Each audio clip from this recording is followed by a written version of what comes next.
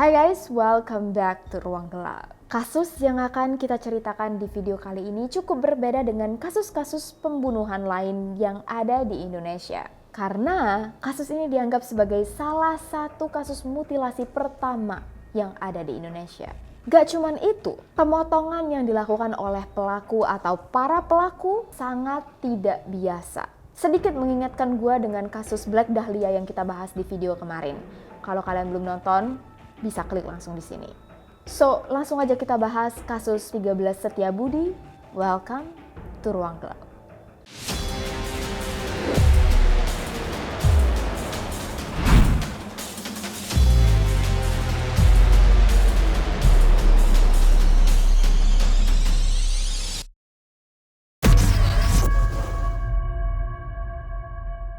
Pada pagi hari tanggal 23 November 1981, hari berjalan normal. Sudah banyak kendaraan yang berlalu lalang di jalanan karena sudah memasuki jam-jam kantor. Terutama di Jalan Jenderal Sudirman yang ada di Setiabudi, yang kita kenal sebagai salah satu pusat perkantoran di ibu kota. Pokoknya pagi itu berjalan seperti biasa, sama seperti dua orang sapam yang bekerja di PT Garuda Mataram Motor, yang bernama Suryadi dan Ade Sumarna. Mereka hendak memulai aktivitas seperti biasa. Tapi pagi itu, perhatian mereka mulai terfokus dengan dua kardus yang ada di pinggir trotoar jalan. Dua kardus ini dirasa berbeda dengan kardus-kardus pada biasanya. Menurut Pak Suryadi dan Pak Ade, ada sesuatu di dalam kardus yang baunya sangat busuk sampai-sampai dikerubungi oleh lalat. Mereka nggak bisa menebak apa isinya. Tapi entah kenapa Pak Suryadi dan Pak Ade merasa takut.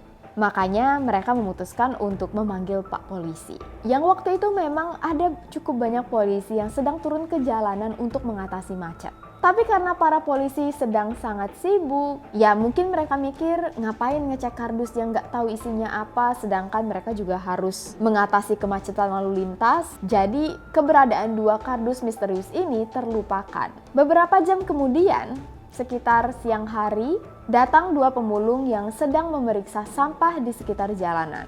Mereka lalu melihat dua kardus misterius ini, dan tanpa ada rasa ragu, mereka buka. Di dalam kardus pertama, mereka menemukan 13 potong tulang manusia yang sudah bersih beserta sepotong kepala. Bayangin kalian buka kardus di pinggir jalan, isinya tulang belulang dan kepala manusia.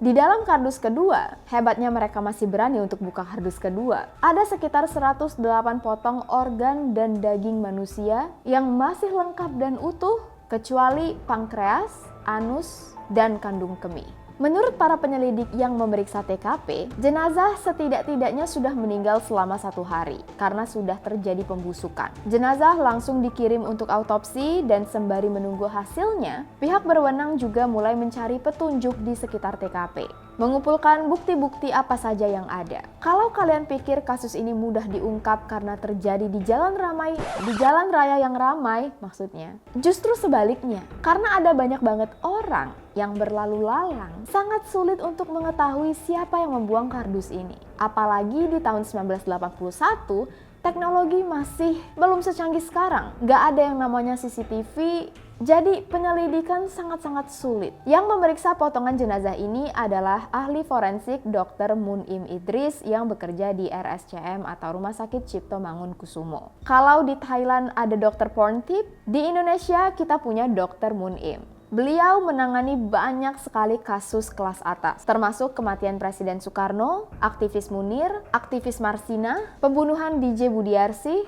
dan robot gede. Yang mana yang benar? Ya nggak tahu. Jadi kemampuan Dr. Munim sudah tidak usah diragukan lagi. Menurut Dr. Munim, pelaku enggak cuma memutilasi atau memotong tubuh korban, tapi juga menguliti habis semua anggota tubuh korban. Dia bilang, kira-kira seperti kambing guling. Merinding nggak? Merinding banget.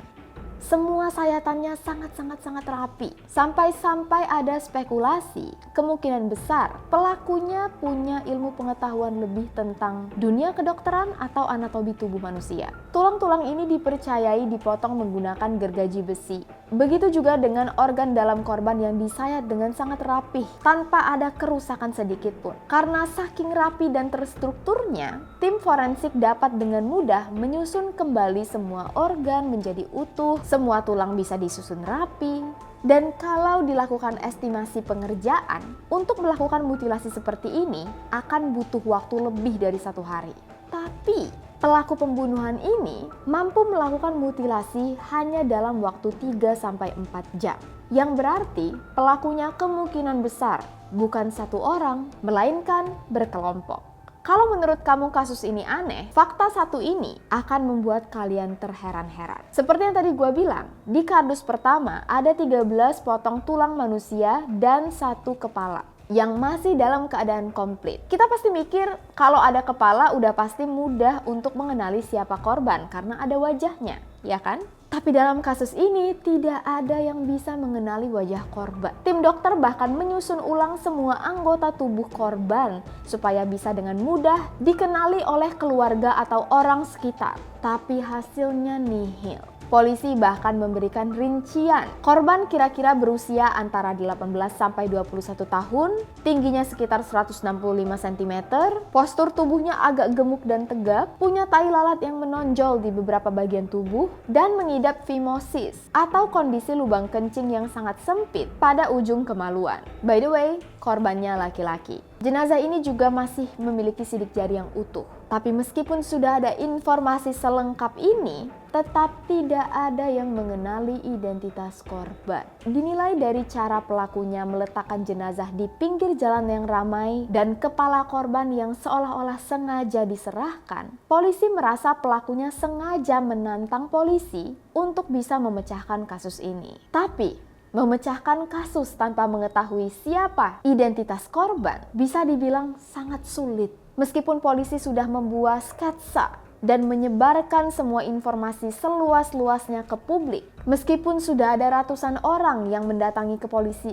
meskipun ratusan orang telah menemui polisi untuk mengecek apakah korban adalah keluarga atau kenalan mereka, tetap saja tidak ada data yang cocok. Sehingga jenazah korban akhirnya dimakamkan di TPU Tegal Alur, Kalideres, Jakarta Barat. 41 tahun telah berlalu. Identitas korban maupun pelakunya sampai detik dan hari ini masih belum terungkap. Meskipun sudah ada banyak sekali petunjuk, ada banyak dugaan tentang motif yang dimiliki pelaku, dan dugaan yang paling kuat adalah balas dendam. Korban sengaja diletakkan di tempat umum agar pelakunya merasa puas dendamnya terbayarkan. Kalau gue boleh berkomentar secara pribadi, menurut gue, kemungkinan besar ini bukan kasus biasa. Kemungkinan keluarga korban kayaknya sudah tahu apa yang terjadi dan siapa pelakunya, tapi sengaja nggak lapor polisi. Entah karena takut atau ada sesuatu yang lain.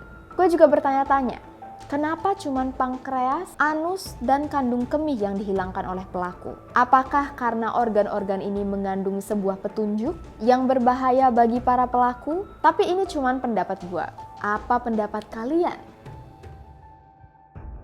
Itulah kasus Pesona 13 Setiabudi. Karena baterainya udah hampir habis, gua closing aja langsung. See you guys in the next video. Kurang dan lebih gua mohon maaf, dan thank you so much udah nonton video ini. See you guys in the next video.